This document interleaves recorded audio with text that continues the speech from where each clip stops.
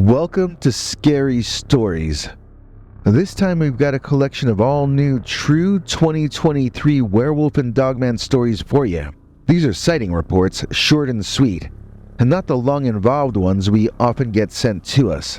These reports are all too brief to make their own episodes out of, so we're giving you a collection of them here in this show. Let's start it off with this one here that we have decided to call Story number 1, The Bruce Springsteen Dogman. Dear Scary Stories NYC, the date was March 7th, 2023, or maybe it was the morning of the 8th. It was late at night, and I was in the back seat riding on the way back from the Fiserv Forum in Wisconsin, where I saw Bruce Springsteen with my parents who love and worship him. We were driving down Route 13 on the way home in the dark, and out of this dirt road walked an honest-to-Christmas dogman, like on YouTube. I called out and scared my father, who swerved the car before he even saw the dogman. My mother turned around to scream at me for scaring my dad, and so she never saw the monster. My father, who was driving, saw it though, and he overcompensated, turning the car too much. We spun out, and Mom's side door got slammed into a tree. None of us were injured, but it managed to quiet my mother for almost a full minute while she recovered from the surprise of it all. I got my dad to co-write this next part with me. This is our combined description of what the creature looked like that caused this accident. It was a dark-furred creature that walked upright on two legs, leaving its front limbs free to serve as arms. It had tall ears on top of its head like a dog or cat, so it was not a Sasquatch. It had too long a snout to be a cat, so we both feel it was canine. It stood on two legs sort of like a man, but not in the same posture. Its lower back was straight, but the upper back sort of bent forward. Its legs were too long to be a bear's legs, and it walked differently and more naturally than a bear does. We both noticed eye shine, but we did not notice any particular color. We disagree on the height, but we both agree it was too large to have been a man in a costume. I would have sent you this story earlier in the year, but it became a big family fight. My mother wanted me to pay all or some of the price of the repairs that the car door needed. She felt it was my fault the accident happened since I cried out. She never saw the dogman, remember? When Dad insisted to her that I was telling the truth and the accident was actually caused by a dogman, she accused him of lying to protect his precious daughter. The fight got ugly, and it lasted for months, with Mom getting more paranoid every day, thinking the two of us were teaming up against her. She's calmed down a bit since then, but she still doesn't believe either one of us about the dogman. Dad says to cut her some slack, but I resent that she's so jealous of her own daughter, and I think she should probably be committed to an asylum where she'll be less of a danger to herself and others. But that's kind of how I feel about everyone who doubts people when they say that they've seen a dogman or cryptid of some kind. I'm a bit intolerant of that, but I'd rather entertain a prankster making a story up than doubt a genuine witness speaking from their heart. Besides, I like monster stories. You have some crazy ones on your channel, and I have to say that I sometimes enjoy the ones I can't possibly believe in, almost as much as the ones that ring true to me. Good luck. I hope you can keep the stories coming. Story number 2. A Ren Faire Dogman. Dear Scary Stories NYC, one of the only things I really got excited about in 2023 was the fact that my old Renaissance fair was revving up and getting back into action.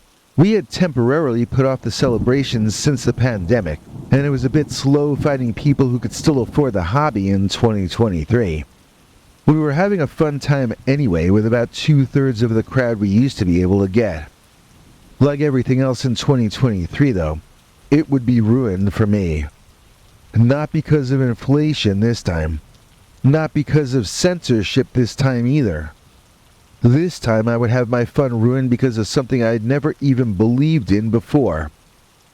This time I had my fun ruined by an actual, real-life dogman.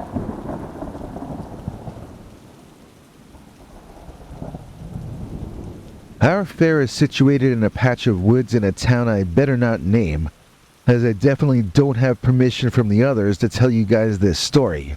We are in the Midwest though, which narrows it down a little, I guess.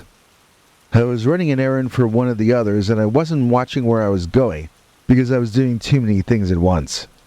I tripped on an exposed root and somehow tumbled both forward and sideways, landing face first in the soft wet dirt behind the bush and getting the wind knocked out of me. It was quite painful getting air back in my lungs, but I did it.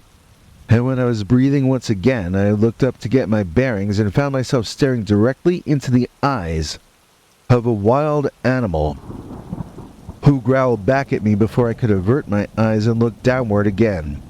This was a big dog of some sort, crouched behind the bush, as if it had been waiting to pounce on someone, possibly on me. If I hadn't tripped, would I have been his prey? I sorta got halfway up and started to crawl backward and away from this angry canine, and I found myself backing into a thick tree trunk, no doubt of the same tree whose root had tripped me. I had my back to this very wide tree, and my face to the growling, unhappy dog, who I was trying not to look at directly. I was watching his 4 feet on the forest floor in front of me, so that I could watch his massive fang-filled jaws with my peripheral vision. And I was trying to breathe slowly and deeply to keep as calm as one can be in that situation. But then the dog started standing up. I mean, he pushed himself back and up and stood up on his hind legs, looking down at me in the way a disapproving parent might. I screamed. I thought I was losing my mind, and I screamed like a crazy woman. I got up and ran back to the main part of the fair. People told me later that I was babbling things to them that made no sense, but I don't remember saying anything to anybody. I just remember that the big dog stood up like a human being and gave me a dirty look. That was like something out of Alice in Wonderland. That wasn't something that happened in the real world. So I assumed I had left the real world, and I was in some other kind of place entirely. Maybe I was.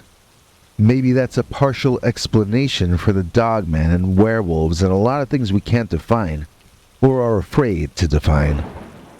Maybe the reason we can't find the monsters when we form search parties to look for them is because they weren't where we thought they were. Maybe the monsters aren't visitors to our world.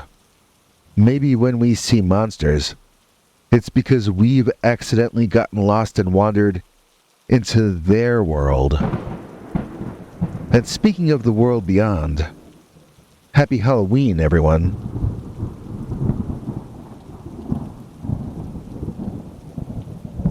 Story number 3. The Student Driver Dogman. Dear Scary Stories NYC.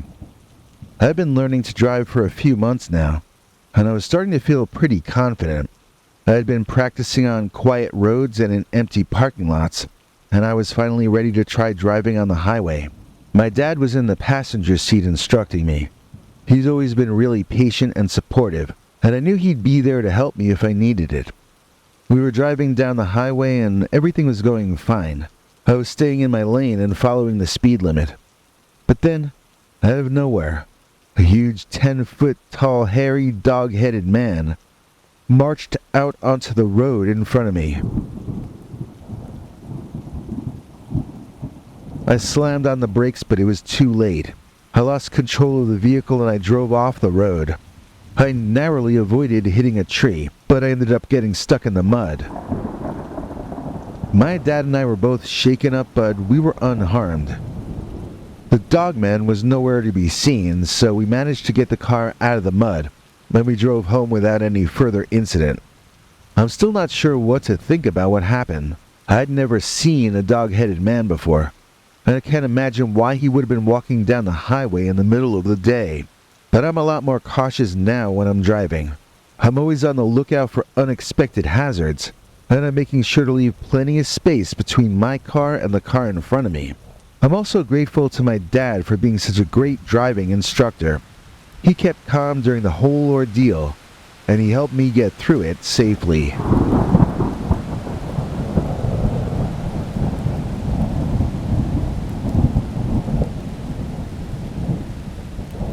Story number 4. Dog-headed caveman on my roof. Dear Scary Stories NYC. I woke up in the middle of the night recently to the sound of tapping on my bedroom window. I sat up in bed, my heart pounding in my chest. Who could be in my window at this time of night? I'm a 72-year-old woman and I live alone in the suburbs. I sleep in a bedroom up on the second floor of my private home. There shouldn't be any way for a person to even get up to my window, let alone knock on it as though wanting to make a social call. I slowly got out of my bed and I crept toward the window.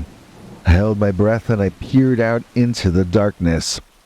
At first I couldn't see anything, but when my eyes adjusted a bit, I caught a glimpse of something moving outside there. I gasped in horror. There, standing on the roof outside my second-floor bedroom window, was this hairy, dog-headed caveman. He was huge. He looked like he was probably 10 feet tall. His body was covered in thick black hair, and he had a long, pointed snout and sharp fangs. The caveman creature was looking at me through the window, and he seemed to be smiling. But it wasn't a friendly smile, more like he was baring his teeth at me. The kind of smile a predator gives its prey just before it pounces. I froze in terror. I didn't know what to do. I was too scared to move. The caveman raised his hand and started to make signs. I don't know any sign languages, but I could tell that he was asking me to let him in. I shook my head frantically. I wasn't going to let that thing into my house. The dogman frowned and started to make more signs with his hands. I still didn't understand what he was saying, but I could tell he was getting angry. I knew that I had to do something. I couldn't just stand there and let him get mad. So I called the police. I turned and ran to the phone on my bedside table. I dialed 911 and waited for the operator. 911, what's your emergency? The operator asked. There's a monster outside my window, I said, my voice trembling. He's trying to get in. I knew I sounded crazy, but I decided to go with the truth. Please listen carefully, the operator said. What kind of monster is it? Again, going with the truth, I told her it was a caveman, and that he was huge and hairy with a dog's head. The operator went silent. And then after a brief pause, she said, okay, I'm going to send a police car to your location right away. But in the meantime, please stay on the phone with me and keep an eye on the dog-headed monster. I got the sense she was humoring me about the monster, but I agreed. And I stayed on the phone with the operator until the police arrived. By the time they got there, unfortunately, the werewolf caveman was gone. The police searched the property, but they couldn't find any sign of him. They told me that I must have been dreaming. But I know what I saw. I saw a hairy, dog-headed caveman standing on the roof outside my second-story bedroom window. And I know that he tried to get in. I'm still scared about what happened. I don't know why the dogman was after me, or what he would have done if he had gotten into my house. But I'm grateful that I was able to call the police and that they were able to come so quickly. I'm also grateful that I'm still alive. I know that I could have been killed that night, but I'm still here. And I'm going to do everything I can to make sure that something like this never happens to me again. Story number 5. I blame politics for this dogman sighting. Dear Scary Stories NYC. I walked home from the supermarket disappointed by what I had been able to afford. I have a limited budget and I had to make some tough choices about what to buy. I had originally planned on buying some chicken, but it was too expensive, so I had to settle for a package of hot dogs. It wasn't much, but it was all I could afford in the 2023 economy. I was walking down a dark alleyway when I heard a noise behind me. I turned around and I saw a huge 10-foot tall bear-like dogman or wolfman type creature. It was covered in fur and had sharp claws and teeth. It was staring at me with its glowing orange eyes. I froze in terror. The creature opened its mouth and it roared. I knew that it was time for me to go, so I turned and I ran as fast as I could. I could hear that creature chasing behind me. I could hear its heavy footsteps and its growling. I was terrified that it was going to catch me. I finally reached my apartment building and I ran inside. I slammed the door shut and locked it. I leaned against the door gasping for breath. Looking out the window, I saw the creature standing in the alleyway, staring up at my apartment. It growled, and it shook its fist at me. I knew that I was safe for now, but I was scared. I knew the creature was still out there. I didn't know if it would come back, but I was too afraid to go outside to find out. I went to my kitchen and made myself a sandwich. I didn't have any meat, but I had some cheese and bread. It wasn't the meal I had planned on, but it was all I had. I ate my sandwich and I went to bed. I fell asleep right away, but I had nightmares all night long. I dreamed about the creature chasing me through the dark. I woke up the next morning feeling exhausted. I didn't want to go outside, but I had to. I had to go to work. I opened the door to the building and I looked outside. The creature was gone. I sighed with relief when I stepped out there. Walking down the alleyway, I kept my eyes and ears open for any sign of that dogman, but it was nowhere to be seen. Once I finally made it to work, I couldn't concentrate. I kept thinking about the creature and what it had done. I was worried that it would come back. I got through the day somehow, but I was glad when it was finally over. I hurried home and locked myself in my apartment. I haven't seen the creature since then, but I still think about it all the time. I'm still scared it'll come back, but I know I can't live my life in fear. I have to go on with things. I just have to be more careful. I have to be more aware of my surroundings. And I have to be prepared to run if I ever see that dogman again. And I have to do all of this without having enough protein in my diet, because we're being starved to death. All of us. I am afraid of the dogman, yes, but in 2023, I think I'm beginning to fear my own people more. And that is the scariest story of them all.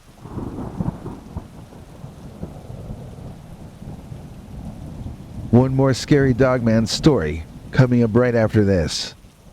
Speaking of Halloween, check out Dogman here wearing our new Scary Stories merch, which is linked to in the description. There's some cool looking stuff. Be sure to check it out. Biggie? Story number 6. The Dogman Stares at Me. Dear Scary Stories NYC, I've been seeing the Dogman for weeks now. It comes out at night when I'm alone in my house.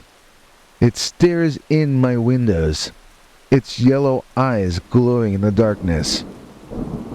I can feel it watching me, even when I can't see it. I am terrified of the Dogman, but I'm also drawn to it. I can't help but wonder what it wants. Why is it watching me? What is it trying to tell me? I have tried to psychically contact this Dogman. I have closed my eyes and focused on its image in my mind. I have tried to reach out to it with my consciousness, but I hear no voices in my head. I get no sense of what this Dogman is thinking or feeling. I am starting to think that I'll never understand what that Dogman wants, but I can't stop trying to connect with it. I feel like there is something important that it's trying to tell me. One night recently, I was sitting in my living room reading a book. I heard a noise outside. I looked up and saw that Dogman staring in my window. It was staring at me with its glowing eyes. I froze. The Dogman raised its hand and made a strange gesture.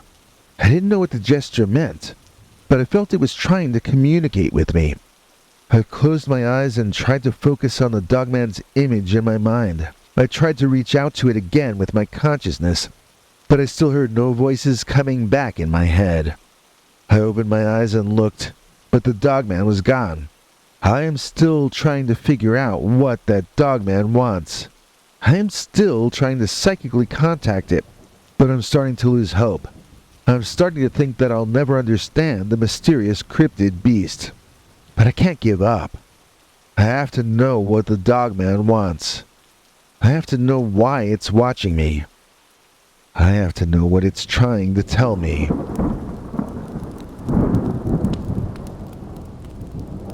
Tiffany Walsh is just so nice, she even went and joined us twice. Please join me in thanking today's executive producer, the super nice Tiffany Walsh, whose monthly contributions made this episode possible. Tiffany gets to see our weekly secret uncensored Dogman episodes, which I'm going to be working on as soon as I finish making this episode. This week, it's a story about someone who got bitten by what they thought was a wolfman or werewolf, yet they have not so far transformed themselves. You can hear it if you're a member. And here to explain the different ways you can join us is our international TV spokesmongrel Henry Lee Dogman.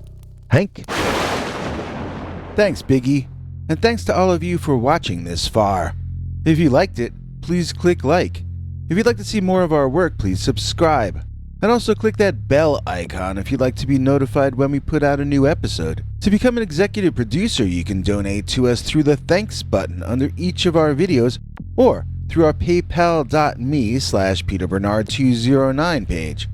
To receive cool perks like secret uncensored Dogman episodes far too wild to ever run on this channel, you can become a YouTube channel member by clicking the join button, or join our PayPal subscribers club at peterbernard.com. Joining either at the $3 a month level or above gets you access to our over 25 hours of secret uncensored Dogman stories available nowhere else. Do you have a scary story about Dogman or some other kind of high strangeness that happened to you? Let us know by emailing us at scarystoriesnyc@gmail.com or by leaving us a voicemail message at 804-LA-SCARY.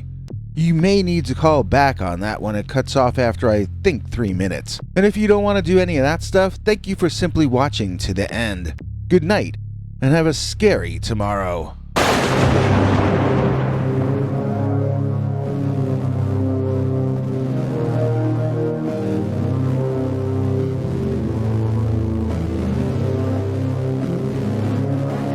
Come back for more scary stories.